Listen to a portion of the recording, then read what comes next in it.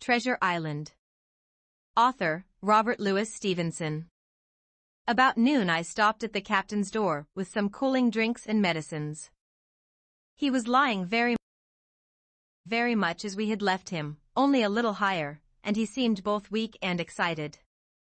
"Jim," he said, "you're the only one here that's worth anything, and you know I've been always good to you. Never a month, but I've given you a silver fourpenny for yourself. And now you see, mate, I'm pretty low, and deserted by all, and Jim, you'll bring me one noggin of rum, now, won't you, matey?" "The doctor," I began. But he broke in cursing the doctor, in a feeble voice but heartily. "Doctors is all swabs," he said, "and that doctor there, why, what do he know about seafaring men? I been in places hot as pitch, and mates dropping round with yellow jack, and the blessed land a-heaving like the sea with earthquakes. What do the doctor know of lands like that? And I lived on rum, I tell you. It's been meat and drink, and man and wife, to me, and if I'm not to have my rum now I'm a poor old hulk on a lee shore. My blood'll be on you, Jim, and that doctor swab," and he ran on again for a while with curses. "Look, Jim, how my fingers fidges," he continued in the pleading tone. "I can't keep 'em still, not I. I haven't had a drop this blessed day. That doctor's a fool, I tell you. If I don't have a dram o' rum, Jim, I'll have the horrors. I seen some on 'em already.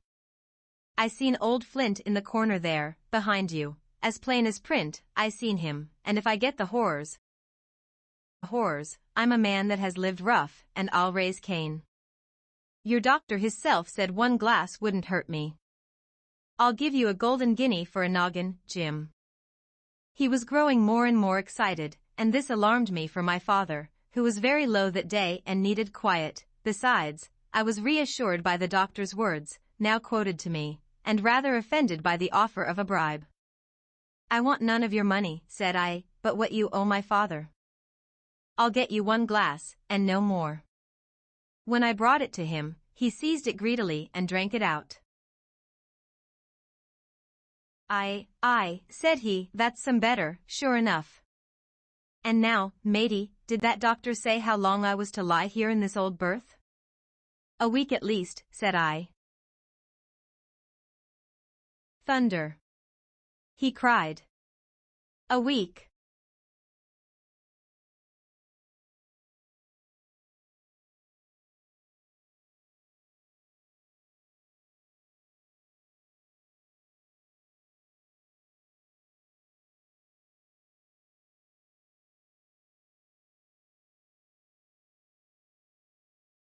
"I can't do that, they'd have the black spot on me by then.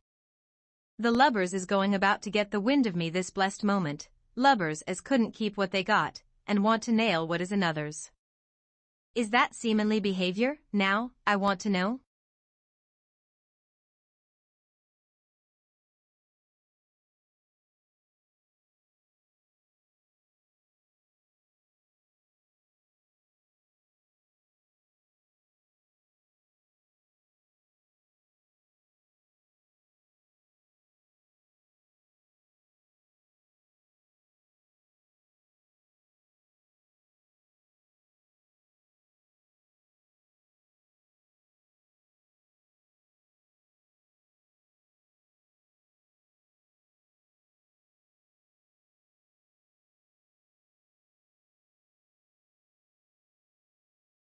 But I'm a saving soul.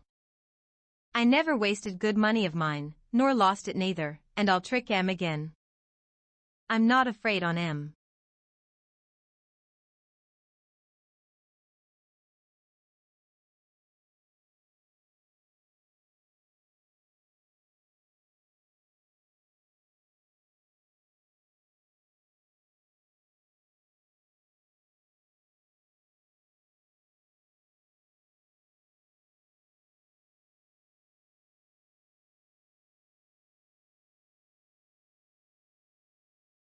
I'll shake out another reef, matey, and daddle 'em again.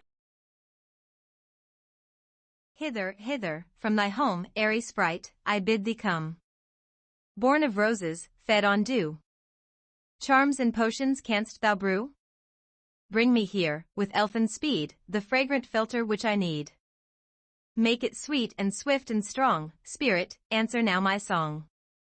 A soft strain of music sounded, and then at the back of the cave appeared a little figure in cloudy white, with glittering wings, golden hair, and a garland of roses on its head. Waving a wand, it sang. Hither I come, from my airy home, afar in the silver moon. Take the magic spell, and use it well. Well, or its power will vanish soon. And dropping a small, gilded bottle at the witch's feet, the spirit vanished. Another chant from Hagar produced another apparition, not a lovely one, for with a bang an ugly black imp appeared and, having croaked a reply, tossed a dark bottle at Hugo and disappeared with a mocking laugh. Having warbled his thanks and put the potions in his boots, Hugo departed, and Hagar informed the audience that as he had killed a few of her friends in times past, she had cursed him, and intends to thwart his plans, and be revenged on him. Then the curtain fell, and the audience reposed and ate candy while discussing the merits of the play. A good deal of hammering went on before the curtain rose again, but when it became evident what a masterpiece of stage carpentry had been got up, no one murmured at the delay. It was truly superb.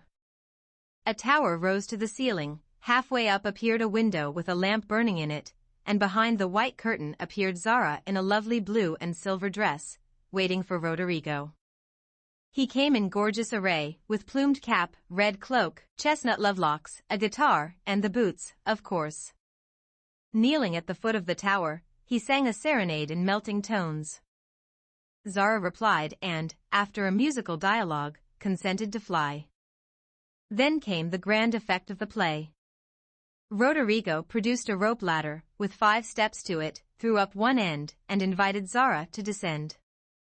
Timidly she crept from her lattice, put her hand on Roderigo's shoulder, and was about to leap gracefully down when alas! Alas for Zara! She forgot her train. It caught in the window, the tower tottered, leaned forward, fell with a crash, and buried the unhappy lovers in the ruins. A universal shriek arose as the RU-set boots waved wildly from the wreck and a golden head emerged, exclaiming, I told you so. I told you so. With wonderful presence of mind, Don Pedro, the cruel sire, rushed in, dragged out his daughter, with a hasty aside. Don't laugh. Act as if it was all right. And, ordering Roderigo up, banished him from the kingdom with wrath and scorn. Though decidedly shaken by the fall from the tower upon him, Roderigo defied the old gentleman and refused to stir. This dauntless example fired Zara. She also defied her sire, and he ordered them both to the deepest dungeons of the castle. A stout little retainer came in with chains and led them away, looking very much frightened and evidently forgetting the speech he ought to have made. Act 3 was the castle hall, and here Hagar appeared, having come to free the lovers and finish Hugo. She hears him coming and hides, sees him put the potions into 2 cups of wine and bid the timid little servant, bear them to the captives in their cells, and tell them I shall come anon. The servant takes Hugo aside to tell him something, and Hagar changes the cups for 2 others which are harmless. Ferdinando, the minion, carries them away, and Hagar puts back the cup which holds the poison meant for Roderigo. Hugo, getting thirsty after a long warble, drinks it, loses his wits, and after a good deal of clutching and stamping, falls flat and dies, while Hagar informs him what she has done in a song of exquisite power and melody. This was a truly thrilling scene, though some persons might have thought that the sudden tumbling down of a quantity of long red hair rather marred the effect of the villain's death.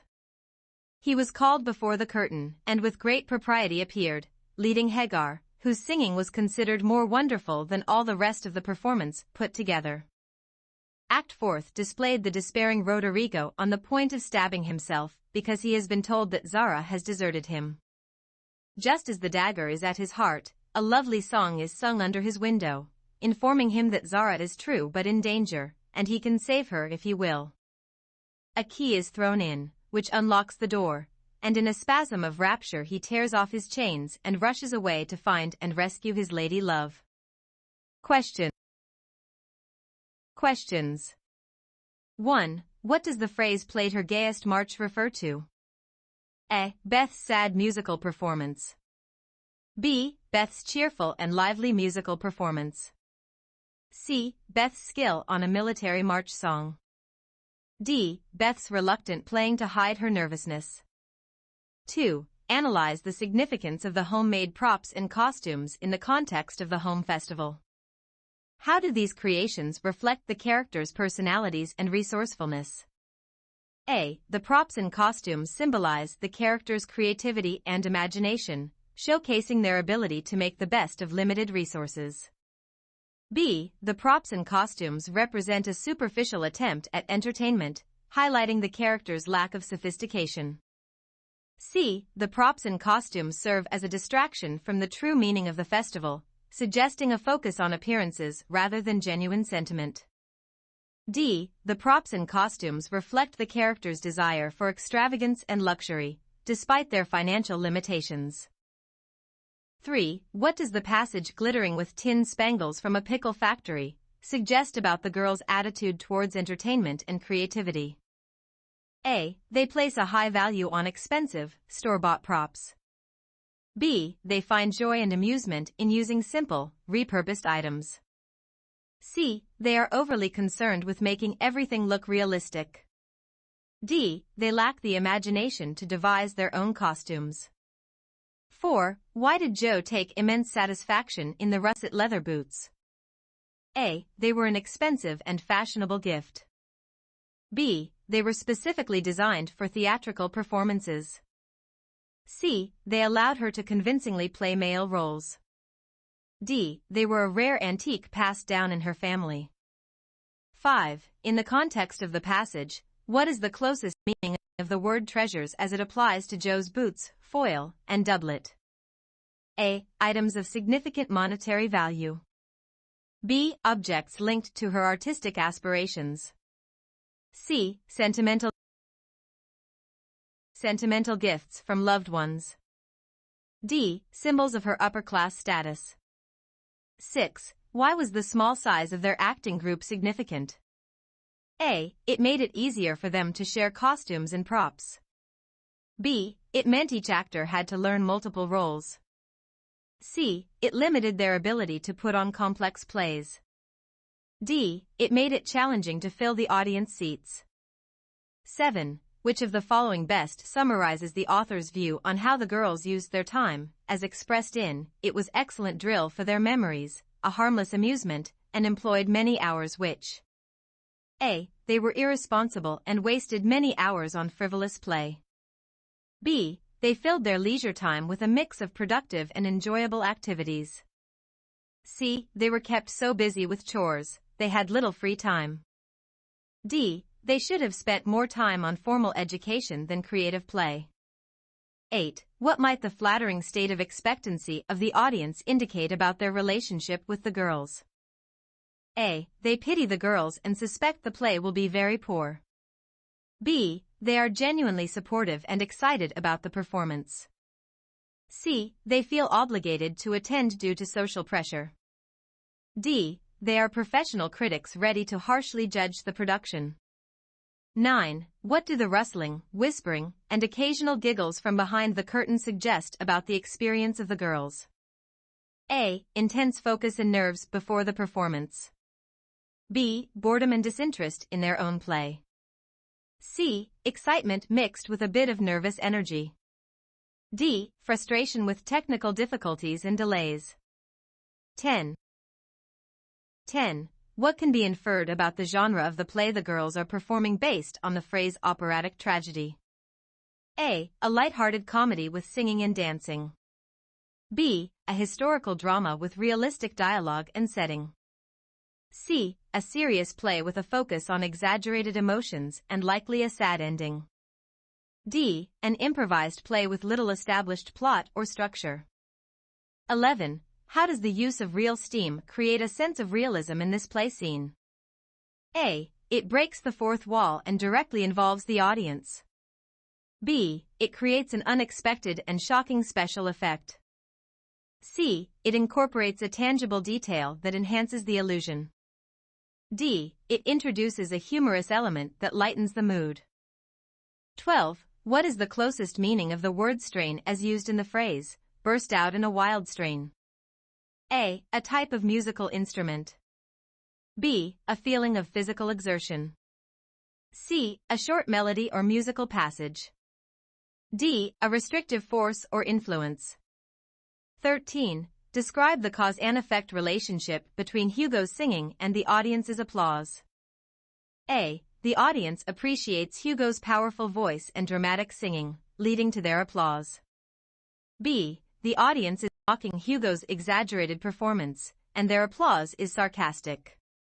C. The applause is meant to encourage Hugo, regardless of the quality of his singing. D. The audience doesn't applaud Hugo's singing but applauds his dramatic stage presence. 14. What does the phrase Kabbalistic signs most likely refer to? A. Simple decorative patterns with no particular meaning. B. Symbols connected with witchcraft or the occult. C. Humorous signs mocking Hugo's character. D. Astrological symbols foreshadowing future events.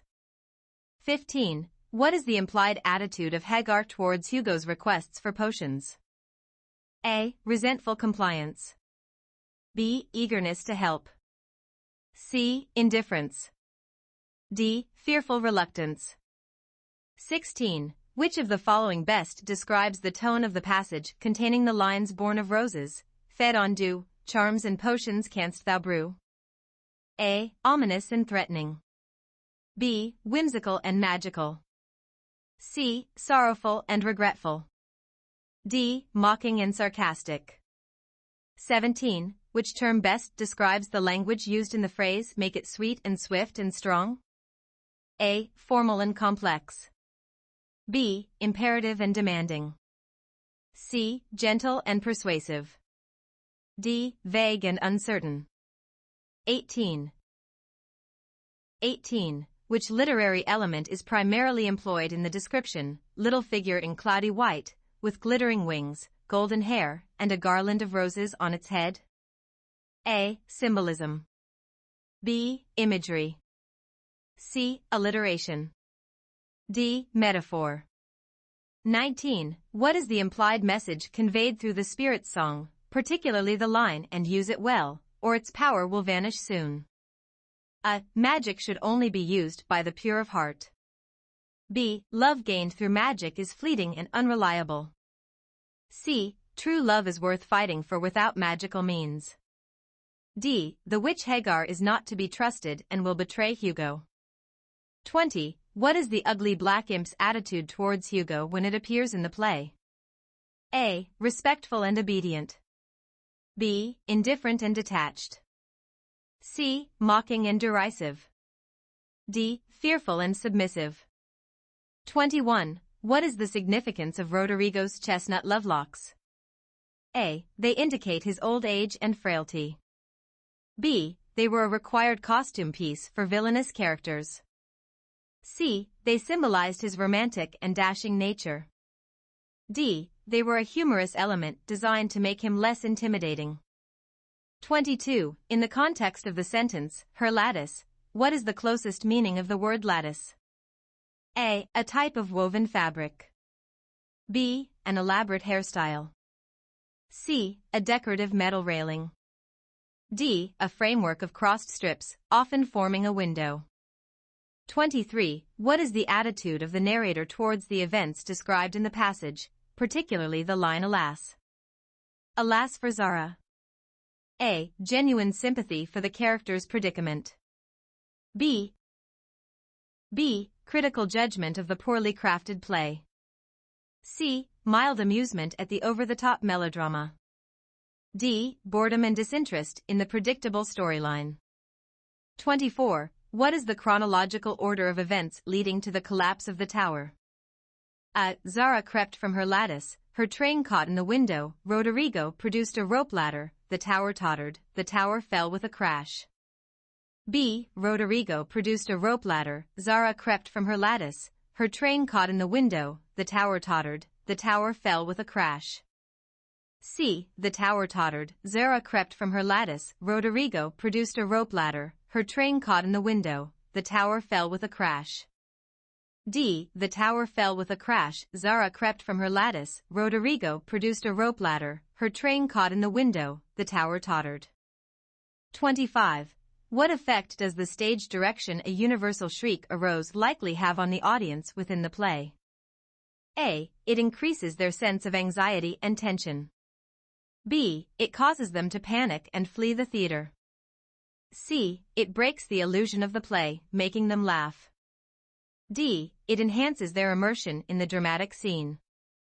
26. What is the cause and effect relationship between the russet boots character's defiance, "I told you so," and Don Pedro's entrance?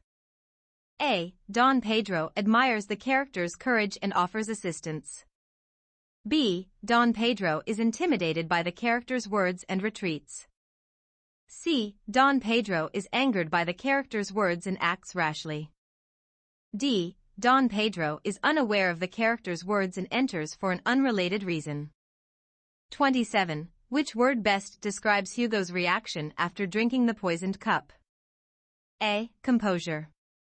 B. Irrational. C. Nonchalance. D. Tranquility. 28. What is Hagar's likely attitude towards Hugo as she informs him of her actions? A. Spiteful and triumphant. B. Regretful and apologetic. C. Indifferent and detached. D. Fearful and hesitant. 29. What effect does the tumbling down of a quantity of long red hair have on the scene? A. It enhances the suspenseful and dangerous atmosphere. B. It creates a sense of mystery and intrigue for the audience. C. It undermines the seriousness of the villain's death. D. It symbolizes Hugo's ultimate power and control.